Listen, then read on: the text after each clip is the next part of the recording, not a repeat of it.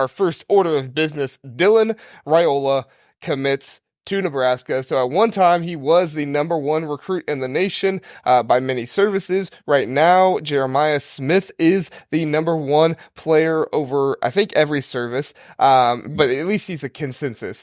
So he's the number one player, but Dylan Raiola is still thought of as a very, very good player. Number two in the 24/7 composite rankings. This is a huge get for Nebraska, for Matt Rhule to go into Georgia and to swipe him away from Kirby Smart, the two-time defending national champion. It's huge business for them, huge business for Dylan and his family, because obviously he has roots there. I think it's his uncle is the offensive line coach. Alec, why don't you start us off? What are some of your thoughts about this? Should Nebraska fans be excited? What are your thoughts? Well, obviously, I think they should be excited. This was one of, I think, like the most interesting recruitments to follow in a while.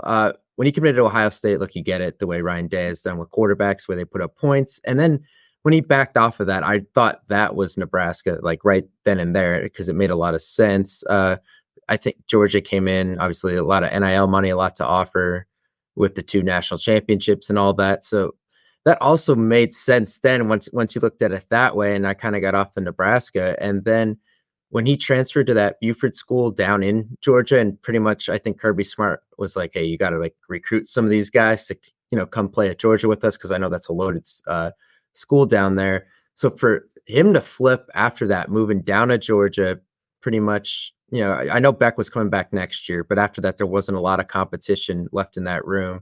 That was a little surprising, I guess, but this was Nebraska's number one guy, obviously the family connections, and they should be very excited, because when you land a dynamic quarterback, I think this early in a rebuild, it's a really good sign. Usually, for Penn State, that was kind of the last thing to happen. Drew Aller, they finally hit on the 5-star quarterback. It took them 8 years of having to build up at other positions to lure a guy like that in. So for Matt Rhule to do it this quick, I think is really impressive. I think it's going to rejuvenate that fan base. And with how crazy that fan base is, I think that's going to send their NIL collectives through the roof. And Raiola actually is going to be surrounded by a decent amount of talent, probably by the time he's a sophomore there. Yeah, for sure. And I think the big thing is, like you said, it's going to bring in receivers as well. A lot of talent can come in. I think it's the 1890 Society, I heard Matt Rhule say over there. So big stuff going on. And I know NIL is really buzzing over there. I don't know how it can't be when you have a guy like Dylan Raiola commit, right? Everybody's going to be excited about that. But Zach, what are some of your thoughts on this commitment from a very, very good recruit? Yeah, I think I really agree with a lot of what you're saying, Alec. I think there should be some cautious optimism for the player, because he's already flipped twice. So, he could be their sophomore year, or he could be out for greener pastures afterwards. And I say that loosely, greener pastures. I mean more money. Where I think this really helps Nebraska is this is their first elite prospect, maybe since they've joined the Big Ten, maybe beyond that. And, we saw it with Colorado. I know Colorado had a bad season this year after the first few weeks, but they're still getting a lot of buzz, which means you get more highly touted guys. And that's what you need for a rebuild, right? Colorado was in the dumps. And so everybody's saying 10 wins for Colorado. It's like, well, but they quadrupled their win total from a year ago. And now there's more momentum. They just got Jordan Seaton, who's a big-time offensive tackle. I think you're going to see a similar thing. And I think Matt Rhule is more grounded, and that it lays a foundation for Nebraska that even if Raiola stays, that's huge, right? It's the centerpiece of your team. He's the figurehead for the next 3 years for the Cornhuskers. But even if he isn't, you've all of a sudden gotten lightning in a bottle from a recruiting standpoint, because it tells every elite prospect, Nebraska is now a place to go. It's now a place that we can be relevant. It's a place that we can win.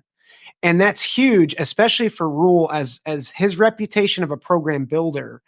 I think that's massive, especially I think the last piece of this, a lot of the best Big Ten teams next year, they are losing a ton of talent. You look at Michigan, Ohio State, Penn State, USC, which we're going to talk about later in the show, like Nebraska now all of a sudden has an opportunity to get to that mid to upper tier where the upper teams, they're losing a ton of talent in the next few years. So I think for Nebraska, you're excited, maybe not as much about the player. I'm sure people are pumped about the player, but I think what it says to the rest of the college football world that, hey, we're a place now that elite prospects can come to.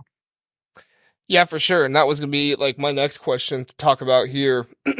As Matt Rhule makes this rebuild, because that's what he's been known for, right? He did it at Temple, he did it at Baylor. Everybody's expecting it to happen at Nebraska now. Are we going to look back, 5 years from now and say this was the moment? This was when Nebraska became relevant again. They started contending not just for Big Ten titles, but in an 18-team Big Ten that is substantially more difficult than when Nebraska was in the West. Now you have Oregon, USC, UCLA, Washington in there. For Nebraska and Matt Rhule, are their fans, Zach, and you can answer this first, are their fans going to be looking back 5 years from now and say, Matt Rhule, he saved the program, he rebuilt it, and we are one of the upper echelon of not just the Big Ten, but college football? I think if Matt Rhule doesn't do it, I don't know if Nebraska will ever get back to that upper echelon. I'll put it that way. Because you look at what he's done, you mentioned Temple and Baylor, you don't get big time recruits there. Mm-hmm. You don't have the fan base, you don't have the NIL collectives that Nebraska can have, because you just have a lot of support. The biggest problem with Nebraska is where it's located, the recruiting base. But if you can start recruiting nationally, which I think they can do, right? You have California now linked into the Big Ten. You have the East Coast and you have the Midwest all linked into the Big Ten, and you have the money that you can give to these recruits. I absolutely think Matt Rhule's the guy, because he's not even getting the flashy recruits. He's not going to build this the wrong way. He's going to build it with a strong foundation, with culture, and then he's going to supplement it with the Dylan Raiolas and the other elite prospects. And so I think he is the right guy. I think the one thing that really stands in his way, and I think it's the one thing that stands in all these Big Ten schools' way, is the fact that the Big Ten is now much more loaded from a mid to top part of the conference than it ever has been. And so that's something to be seen, is how is this going to work out now that you have 4 mid to upper mid to elite programs coming into your program from the West Coast. Yeah, for sure. I think that's a huge piece of it, and something that, current contender teams like Penn State will be worried about. I mean, in Ohio State, Michigan, all of them, you're going to be worried about that happening. Alec, are you, I don't want to say concerned or scared, that sounds wrong, but, thinking about Nebraska, are you thinking about them and saying, man, they're going to be in contention for the Big Ten and might be up near where we are? Because I would say Penn State's in the upper echelon, pretty regular top 10, at least top 15 team. Are you concerned about Nebraska coming up there and really joining the ranks?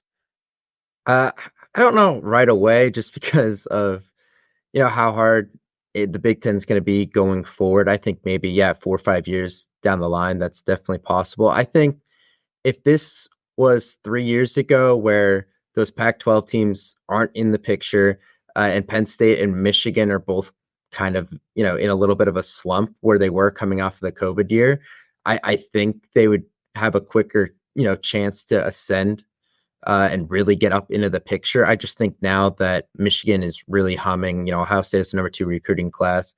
Penn State's got them back to where they were pre-pandemic year. And now you bring in these 4 Pac-12 teams, which, 2 of them in Oregon and Washington, I'm not sure their stock's ever been higher. I think it's a little difficult now, and having to recruit against all these teams will still be difficult right away. But I think maybe 4 or 5 years from now, maybe it's Raiola a little later on in his career, a junior, if he sticks around for a senior season, that they could do some damage. But not right now. It's a threat. I'm pretty sure I think they come up to Penn State next in 2025. So I think that would be a challenging game with Raiola as a sophomore, but I don't think they're totally like it'll be that quick of a switch just with the amount of teams you have that are at that top 15 level already in the conference. Yeah, I agree. I think it's going to take time. I don't think that Matt Rhule is trying to, flip it like Deion Sanders is and stuff. Mm-hmm. And Matt Rhule, he made a really good point when he was on, what's that show? The Pat McAfee show on ESPN, where he was talking about it. He was like, listen, guys, when these guys come in, look at some of these guys who were hired, even Deion Sanders, they're bringing half their team with them. They're bringing in players that they already developed and they already worked with. He said, before I got hired at Nebraska, he said, I had a long talk with the boosters about expectations and understanding that, like, hey, I'm not one of these guys that I'm going to have an entire college team to, basically recruit from in the portal. He said, I'm going to have to do it the old traditional way, and I'm going to have to go out and find some guys in the portal that, maybe I don't know as well, but we're going to try and scout as best as we possibly can. But basically said, I'm not going to be Lincoln Riley. I'm not taking a Heisman winner with me, to my next stop. So it's going to take a little bit longer. So I definitely think Matt Rhule can find Nebraska there at some point. But I think the biggest goal is don't let Dylan Raiola turn into Dante Moore this year. Yep. Keep him around. Yeah, keep him around. Let him lead the team and really impact those guys. Because, I know Nebraska fans don't want to think about it, but, he does have a tendency to be moving around. So don't let that happen. So any other final thoughts on that, guys? I was just going to say one thing to note. If you look at Nebraska's schedule next year, I totally agree with what you're saying, Alec. I don't think upper echelon, but if the schedule hits right, and if you look at next year, their first 7 games, UTEP, Colorado, Northern Iowa, Illinois, Purdue, Rutgers, Indiana. Yeah. They could be going 7-0 and into Columbus. It could be similar to 2016, where they're ranked in the top 10 and then they get beat down. But the schedule sets up very well for them, at least in the early going of next year. Don't discount Kirk Cignetti there, Zach. I'm just saying his best. I do like Kurt Cignetti. That's not a shot, but I'm just saying that the schedule sets up well. Don't discount Brett Bielema, by the way, at Illinois. Oh, yeah. Illinois fans will come for you if you do that. That's true. They weekly. Yes. No, I'm excited for the new Big Ten. Not only are we having some good teams join, but I like the hires that some of these teams have been making. Indiana made a good hire with Kirk Cignetti. I think Jonathan Smith is a very good hire from Michigan State. So the overall conference is increasing as a whole, and I don't think Nebraska will be left behind. So that's good news for them. Listen to the Big Ten Huddle. Please do like and subscribe. We appreciate that. If this was your first time listening, we are the Big Ten Huddle. We cover all things Big Ten football and basketball. We have a long episode every Sunday, Tuesday, and Wednesday night, all at 9 o'clock. So come in, check us out, get in the chat, let us know what you're thinking. We would love to have you join us and learn more about the Big Ten.